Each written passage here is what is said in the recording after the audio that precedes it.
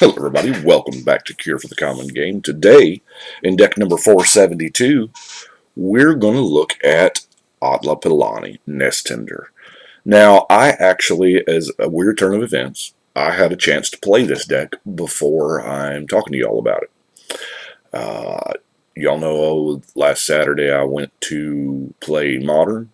Well, I, kind of got there way early so that I could jam some Commander games, and I was able to play this one. Now, I have changed out 8 or 9 cards since then, so I need to update that list over on Tapped Out. Because, like, Fog is gone, and several other cards are actually gone. Mainly the Rift Sweeper. The Rift Sweeper caused me a problem. We'll get to that in a minute, but let's read about it. First, we have a 4-mana 2/3, of course, Naya colors, red, green, white.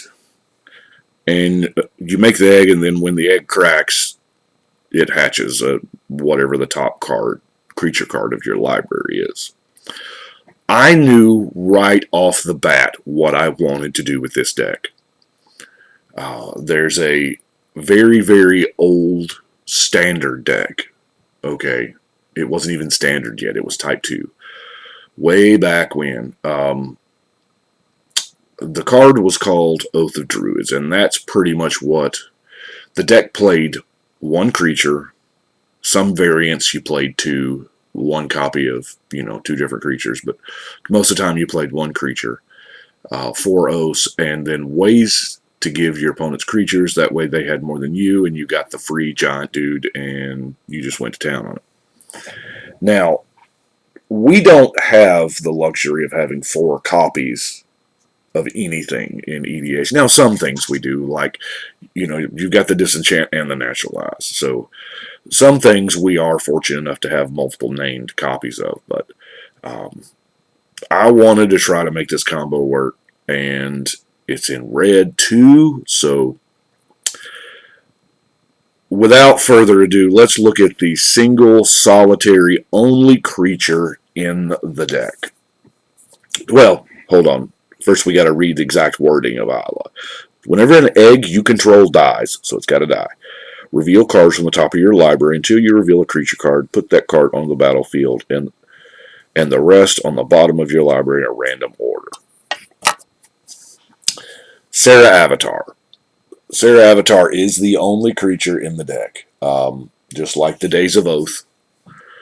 We're never going to cast it. We are going to ramp out our commander, and we are going to make an egg, crack the egg, and get a Serra Avatar. And we're just going to do fun Serra Avatar things. Now, I will admit the next card is not even necessary. The Gez Blessing, yeah, it was part of the old deck, with the Oath, because when you oathed, all those cards went to the graveyard, so you wanted the Blessing to make sure everything got shuffled back in, and you had a full deck and a big creature and whatever. It's not even necessary, because Atla's ability does that for us. But, hey, it does say draw a card and shuffle some cards back, so its merit is not high in this deck, but it's just enough to keep it in. So let's look at our ramp. Oh, obviously, if we get a draw with the Serra Avatar in it, we are going to mulligan that Joker. So let's look at our ramp. Needless to say, Serra Avatar is the only creature in the deck. Now, it was intended always to be that way, but I had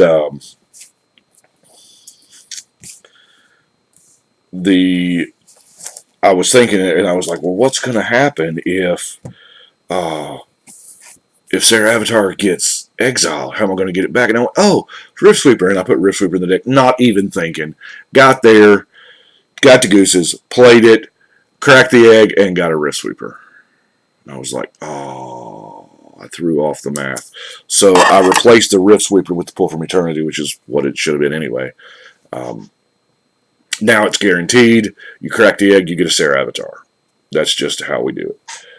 I didn't go the traditional dinosaur route, the John Hammond deck, if you will, but Uh, I figure a lot of people are doing that. Y'all are probably sick and tired of seeing dinosaur Atla decks. And I'll admit, we started watching here at the house. We started watching Babylon 5 again. And I just saw the episode where the one with the egg, the parents wouldn't, the little boy needed surgery, but they were from a different, anyway, whatever. Eggs. Or egg. So let's look at our ramp. Of course, rampant growth. Cultivate. Harrow. There's a bunch of it now. This is Pilgrimage. Ranger's Path. Farseek. Is that all the spells? Now we get into mana. Signets, Boros, and Gruul. Did I run the other signet? No. And Celestia. Check that out. And then we have lockets of Boros, Gruul, Celestia. And then the any color stuff, Obelisk, Manolith, Commander Sphere, and our good old buddy Soul Ring. Now, the Soul Ring is not really needed for Atla because it's, one colorless, but there are a few other cards. Maybe, I don't know. Maybe Soul Ring doesn't need to be in this deck. Weird to say. I know that's counter to what a lot of people believe, but I believe that every deck wants what it wants, and sometimes a deck doesn't want a Soul Ring. There are enough cards in the deck that the Soul Ring can help cast that I believe it to be worth the include. Our draw cards are not that many. Tormenting Voice, because really, and Soul's Majesty, really, we don't need a whole lot of draw to get our big creature on. We want to get it out there as fast as possible, so we want to ramp out our commander and get the egg and then kill the egg. So,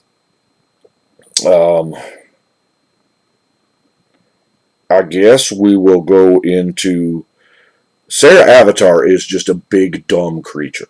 Does not fly, have trample, have evasion of any kind, have any other ability other than look, I am big. So let's look at ways to make Sarah Avatar actually better. Haunted Cloak is a new include. I swapped it out for something else. I think a land. I think I've swapped 2 lands from the list because I noticed I kept getting, just a little too much land at 37, so I went down to 35. Haunted Cloak took one of those spots. Yeah, Vigilance, Trample, Haste. That's pretty sweet. Like the haste, so we're going to go with the fervor and the emblem of the Warmind because, especially if we've got haste and got enough mana when we cast our commander to go ahead, cast commander, make an egg. Now, granted, here we won't because we've got to have a creature to put this on, and we've only got 2, our commander and Sarah Avatar. So, but you get what I'm saying. Nurok Hoversail is awesome and amusing. Now, I know there are more cheap equipment like this. There's the kite sail and things like that just give a creature flying, but I didn't want to take up too many slots with that because we needed some other stuff. Pariah, because if we take damage, our Sarah Avatar gets smaller. So if we can just put Pariah on Sarah Avatar, then we don't have to worry about damage as long as it's not like a lethal amount of damage. Shielded by Faith is going to make it indestructible. Armadillo Cloak. Yeah. Gain in life and trample. Oh, and the +2 because that's important. Soul's Might is a good way to double up. Yeah, and the counters stay even when, of course, the life total goes down. We still got that many counters. Gratuitous Violence is going to make sure it deals double damage, just in case. Because, let's not be delusional here. Yes, when I got it out in that game, I was still at 40 life, but I think that's the exception and not the rule. You're probably going to be somewhere in the 20s to 30s when you get the Sarah Avatar out. Let's just face it. So, don't automatically look at gratuitous violence and think 80 damage, because more than likely it's just not going to happen. Still cool though. Lifelink, which is going to move us on into ways to gain life. That's pretty sweet, because the more life we gain, the bigger our creature is.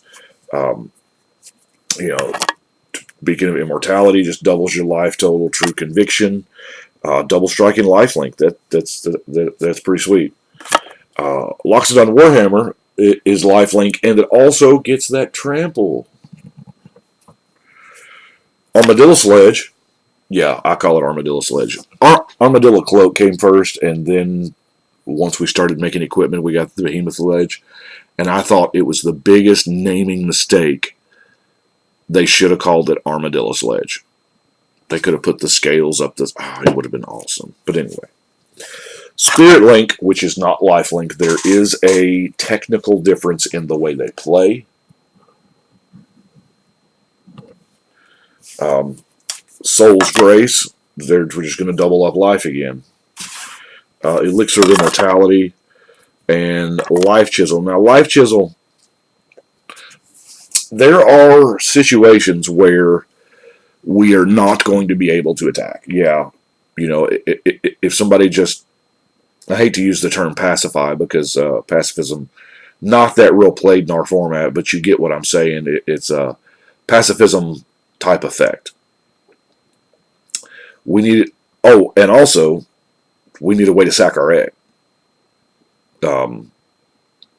This is the only permanent sack outlet. All the rest of it is just straight up removal. And yeah, I didn't want to throw like an altar in here or anything, because I'm looking to sack a 0-2. That's it. I'm sorry, a 0-1. I don't know where I got 0-2 from. But to be able to sacrifice during your upkeep and remove any of those enchantments, or if there is a, cannot attack clause on the board, we have other ways to finish out the game. Such as, if we sack it to the Life Chisel and, create that other egg and bring it back, hey, we can Warstorm Surge. Now, another card that would be awesome in this deck, I had it down, but I can't find it, and I didn't want to buy it and ship it in. Angelic Chorus. Every time it comes out, you double your life total, because Sarah Avatar's power touch is equal to your life total, and you gain that much, so it's a beautiful thing. I used blue. It was a white-blue deck on. I think I've still got that deck built on Magic Online. It was like it was a weird old deck, and I found the ceiling of what Magic Online will allow you to have in life. It's like 32,000 and something. It's like a bit number or something. But anyway, Warstorm Surge is a way to close it out when you can't attack.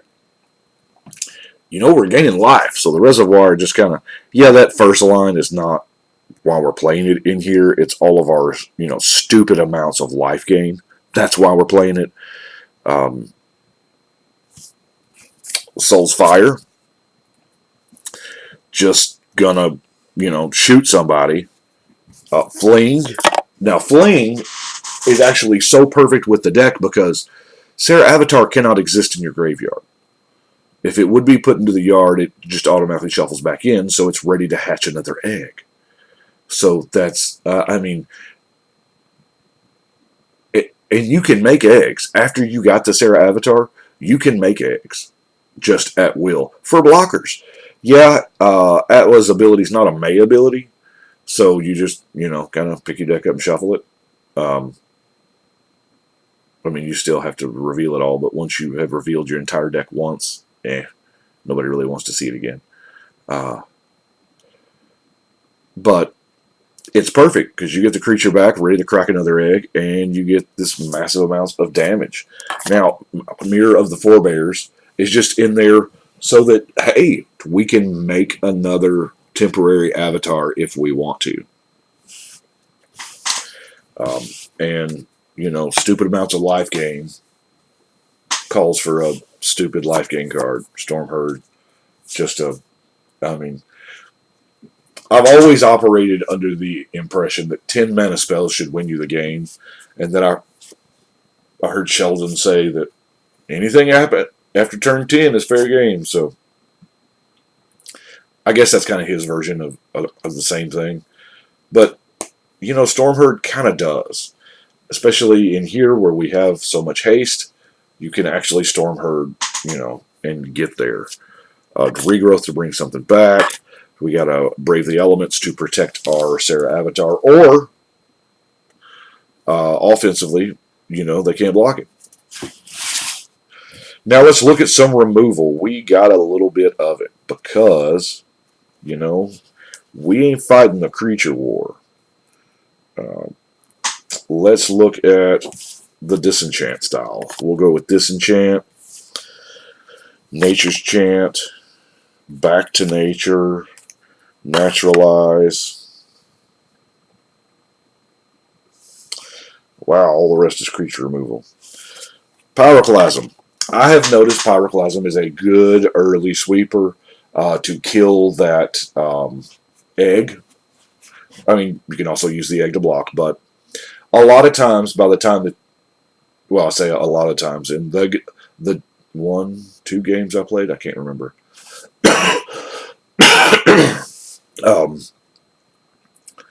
By the time that we cast our commander and make the egg, we're on into turn 5 and 6. Well, in our format, that's an early game still. I realize in Modern that's late game, but it's early game still, and people are still deploying mana rocks and elves and whatever. But, a turn 6 Pyroclasm, you'd be surprised what that could do. Yeah, the earlier the better with Pyroclasm, but you want to make sure it's in there to, crack that egg. Sure, let's just start from the top. The can't be countered Pyroclasm, Volcanic Fallout, Magma Quake, X damage. Sometimes X just needs to be 1. Divine Reckoning. This I love. Each player chooses a creature, destroy the rest. This works even after you get your avatar. Here's my creature. What do y'all got? Phyrexian Rebirth,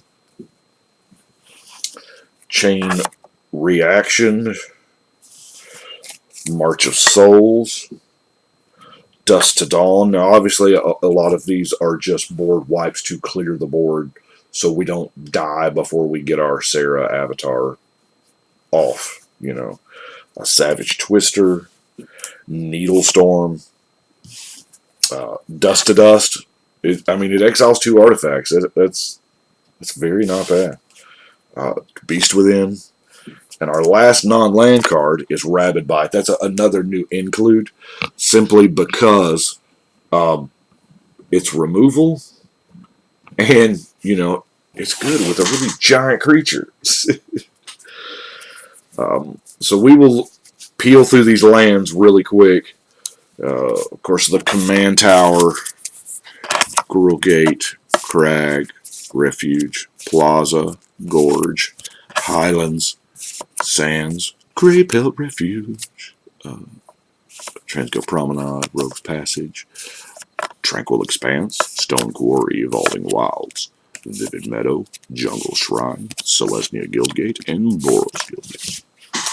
And that is it for Atla. Yeah, I know it's something different. It was probably something you wasn't expecting, but you know what? That's kind of what we do here.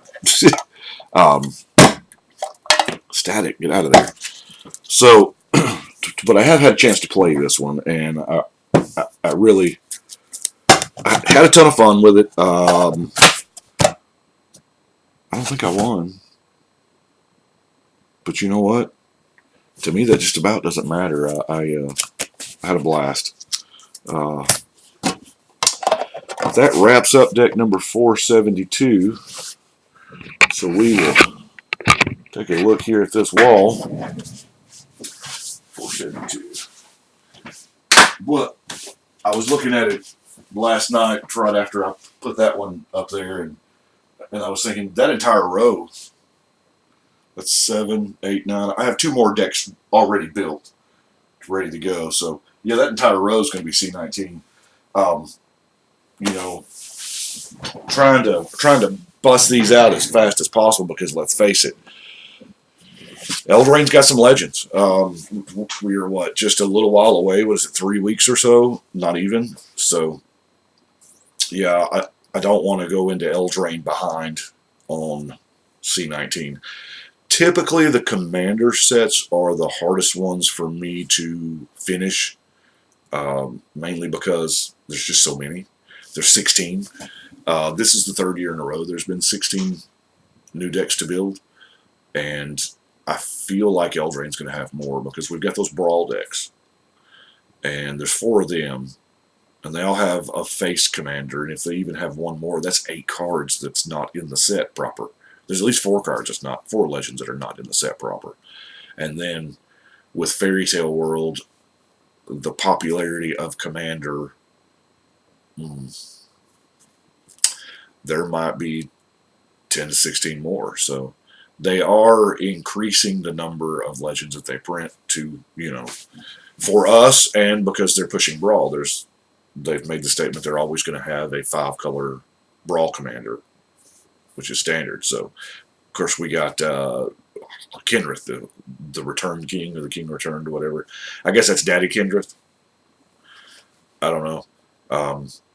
But yeah, sometimes it's a challenge, but I don't fear I'm going to run out of stuff to do anytime soon. So I appreciate y'all watching. Y'all let me know what you think, and we're going to shuffle and cut.